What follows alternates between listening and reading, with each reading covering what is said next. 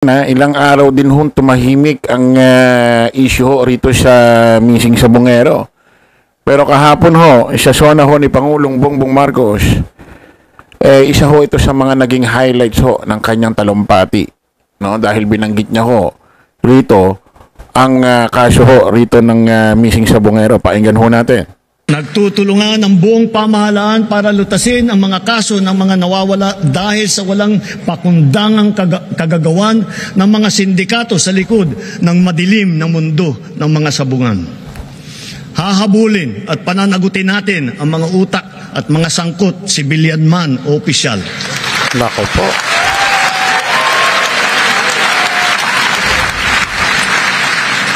Kahit malakas, mabigat o mayaman, hindi sila mangingibabaw sa batas. Nako po. Higit sa lahat, ipararamdam natin sa mga salarin ang bigat ng parusa sa karumal-dumal na krimen ng mga ito. Nako po. Ayan, mga kababayan, ha?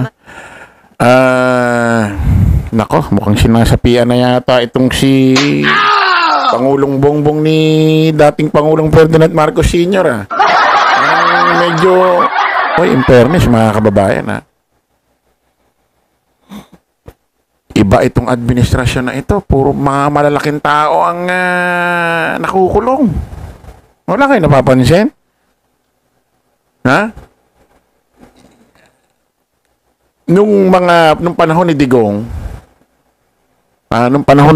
mga kababayan, ulitin ko lang, nabanggit ko na ito sa mga nakaraang live vlog natin. 2016 to 2022 ang nasabat ho ng kanilang administrasyon na droga. Wala pa yatang 20 billion. Ang alam ko, 14 billion lang. 6 na taon, 14 billion. Pero libo-libo ang namatay sa war on drugs at nagkaroon pa ng extrajudicial killing at karamihan pa dyan puro minor de edad na walang kasalanan. Tulad nung Kian de los Santos na kung saan pinagbabaril na lang bigla. Bumibili lang ng yelo sa labas ng bahay. Kinuha na ng polis, pinagbabaril na. Dumami, naging agresibo ang pagpatay nun kasi bawat pagpatay, pag pinatay mo 10,000 isang ulo Pag kinulong mo, walang bayad walang premyo Kaya dumami ang patay, putok dito, putok doon. Dahil 10,000 dito, 10,000 doon. Ha? Tapos 14 billion lang ang, kung di ako nagkakamali, basta wala pang 20 billion. 14 billion lang ang nasamsam ng gobyerno ni Digong. Libo-libo na matay sa war on drugs, extrajudicial killing. Wala pang nakukulong na malalaking tao. Ito namang panahon ni Pangulong Bongbong, wala pang 2028, 3 taon pa lang siya nanunungkulan, may 3 taon pa siya, ang nasamsam na ho na droga ng gobyerno ng Marcos. Nasa kulang-kulang 50 billion na yata. 50 na walang war on drugs, extrajudicial killing. At malalaking tao ang nakukulong ngayon. Napapansin nyo? Ang laki ng diferensya ng trabaho ngayon sa dating trabaho ng administrasyon ni Duterte. Masasabi nyo ba na konti ang droga nung panahon ni Digo? Nasasabi nyo bang konti? Nung turnover ba ng Aquino administration ng Pilipinas kay Digong, konti ba ang droga? Baka konti lang ang nabubuking. Kaya ganun. Ito mga kababayan. Kita nyo naman. Sinusukat akalain nyo na si Pastor Kibuloy makukulong sa administrasyong Marcos. Sabi pa nga raw, magkakagulo daw Saan yung gulo? Dati rally-rally pa kay Kibuloy nanahimik na, wala na. Diba? Yun ang sabi ni Robin. Hindi natin pwede pakuntip yan. Magkakagulo, sa dami ng miyembro niya. Sabi ni Robin. No, hindi pwedeng presidente ito si Robin. Hindi pwedeng manghibabaw yung tao sa batas. Gobyerno batas ang manghibabaw sa tao. Ito pala si Robin, ganun pala sa kanya. Kapag kang aarestuhin, may warrant of arrest, isang miyembro ng religious group, ay hindi na po pwede mangibabaw ang warrant or yung batas kasi maraming siyang miyembro, gano'n. At huwag hulihin, huwag arestuhin dahil magkakagulo, gano'n. Yan ang mindset mo. Anong klaseng anong klaseng leader ito pag ganyan? Sinusukat akalaan nyo na si Digong, si Duterte, Rodrigo Roa Duterte, ay makukulong sa Administrasyong Marcos. Actually, ako, aaminin ko, kahit nung wala pang dumarating na warrant galing ICC, hindi pa na-aresto si Digong. Medyo nagdududa rin ako eh. Ang isang Duterte kaya talaga maa-aresto ito? Padadala sa dahig ito? Sa Administrasyong Marcos? Eh, nagulat na lang ako, nangyari talaga eh. Kaya siguro to si Robin, sinasabi na pag nakulong si Digong, nakulong si Bato, magpapakulong din ako. Siguro siya sukat akalain, hindi niya rin alam na mangyayari pala ito. Kaya siguro nagsasalita siya ng ganon. Ano nangyari? Kaya sinasabi nila, weak leader. Hindi ito ang weak leader. Kung weak leader ito, hindi mo kung weak leader ang isang presidente, hindi mo hahayaang malalaking tao ang makukulong sa panahon mo. Matatakot ka eh. Ang weak leader, yung kampo nila Digong. Ang mga DDS, ang Duterte ang weak leader. Bakit? Hinayaan nila yung mismong pinagtatanggol nila madala sa dahig. Hindi sila nakaisip na ibang paraan para hindi madala doon. Kayo ang weak. Kasi kung hindi kayo weak, kung matalino kayo mag-isip, hindi nadala si Digong doon. Nakapag-isip kayo ng ibang diskarte. Diba? Eh, yung mga anak nito, kaya nyo lang naman mahal ito, kaya nyo lang naman sinusuportan itong mga anak ni Digong dahil lang kay Digong eh. Pero kaya kayo nandiyan dyan, dahil lang naman kay Digong talaga. Pero nahayaan yung madala doon sa dahig. Tapos sabihin nyo, weak leader itong administrasyon, kayo ang weak. Meron bang weak na ganito? Ang lalaking tao ang sinasagupa, hindi natatakot. Sabi ko nga sa inyo, huwag niyong kalilimutan, itong sinasabihan nyo ng weak leader, anak ito ni Ferdinand Marcos Sr., isa sa pinakamagaling na naging presidente sa buong mundo.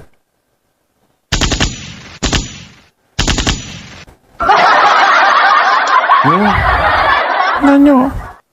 Weak leader ba yung ganyan? Ang tutusin, nakakatakot si Pangulong Bongbong.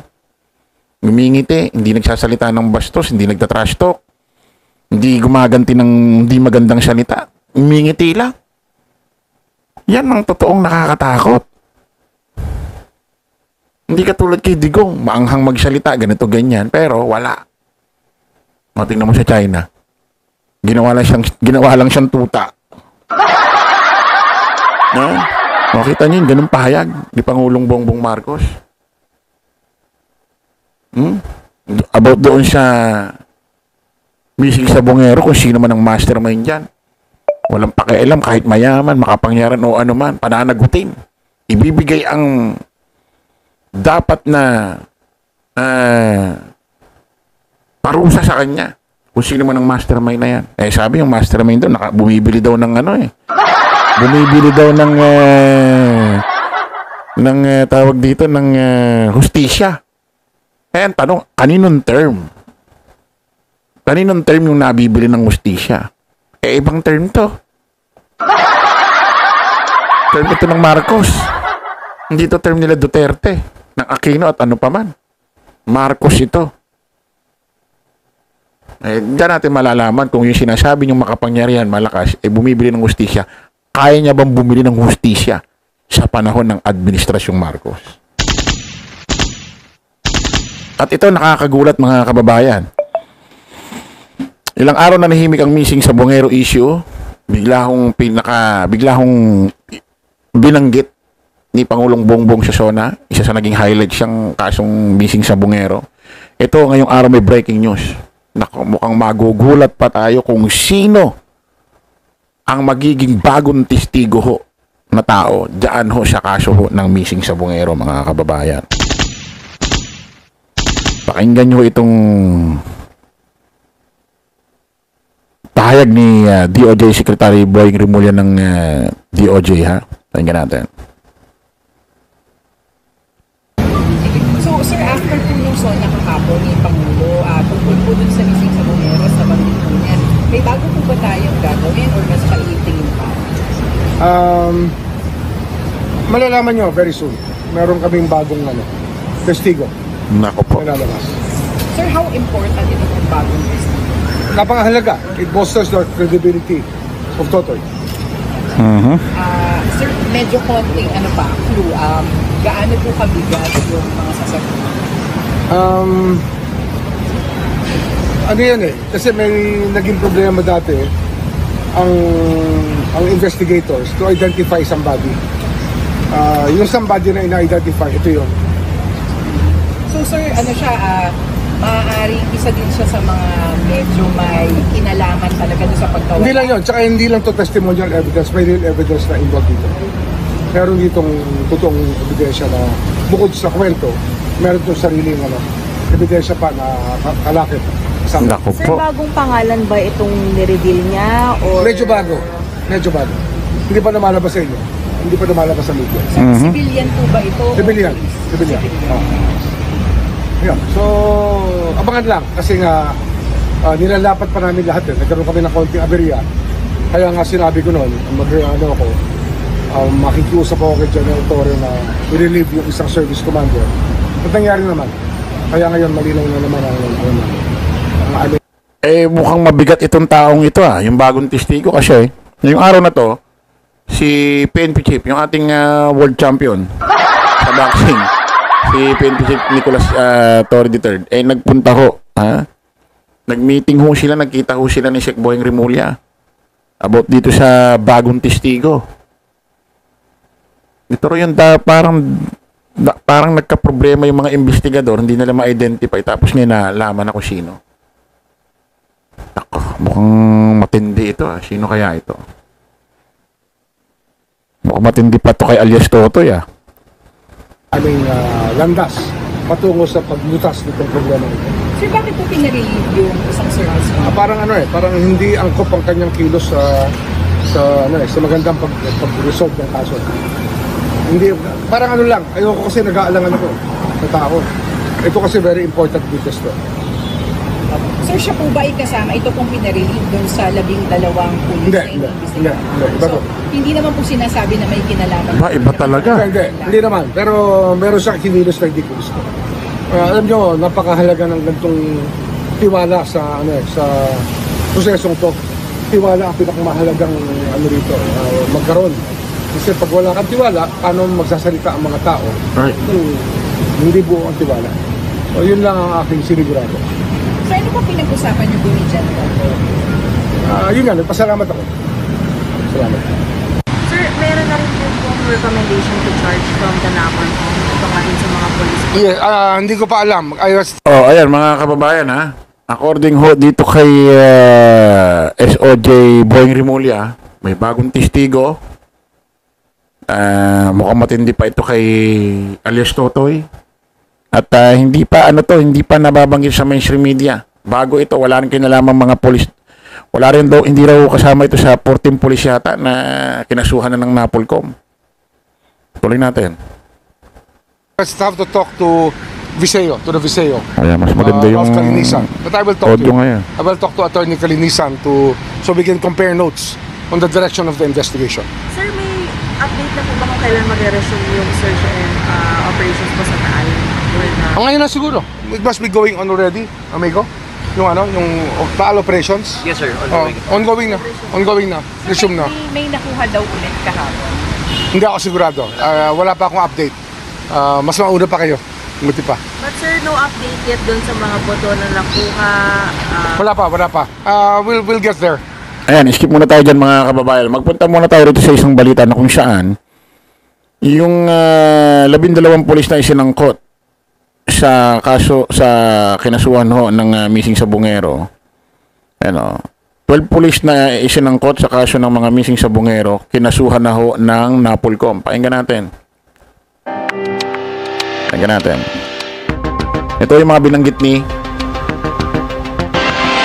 binanggit ho ni alias Totoy nakaraan sa kanyang press conference. Ewan lang natin kung kasama rito si General Estomo.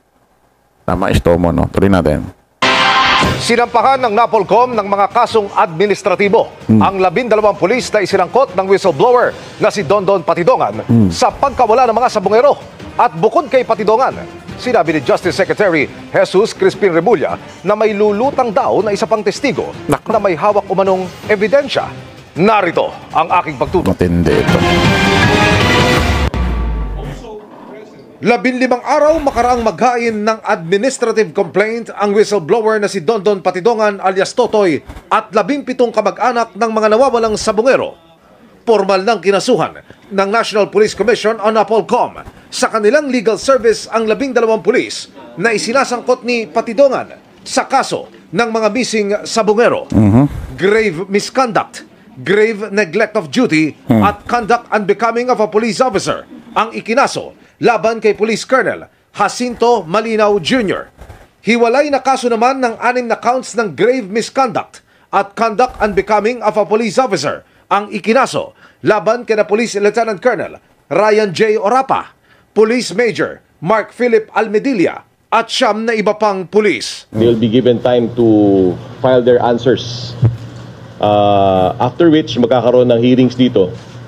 Kung kinakailangan, mag-file sila ng kanilang proper pleadings or position papers. I'm not prejudging the case. But since these are grave offenses, ang lowest penalty for a grave offense is suspension. Ang middle penalty for grave offenses ay demotion. At ang pinakamalupit na parusa para sa grave offenses ay dismissal from the police service. And of course, for the future of all benefits. Sinusubukan ng GMA Integrated News na makuha ang kanilang panig. Nagsadya kami sa Camp Crame Headquarters Support Service kung saan sinasabing nakakustody ang mga kinasuhang pulis pero wala kaming nakausap.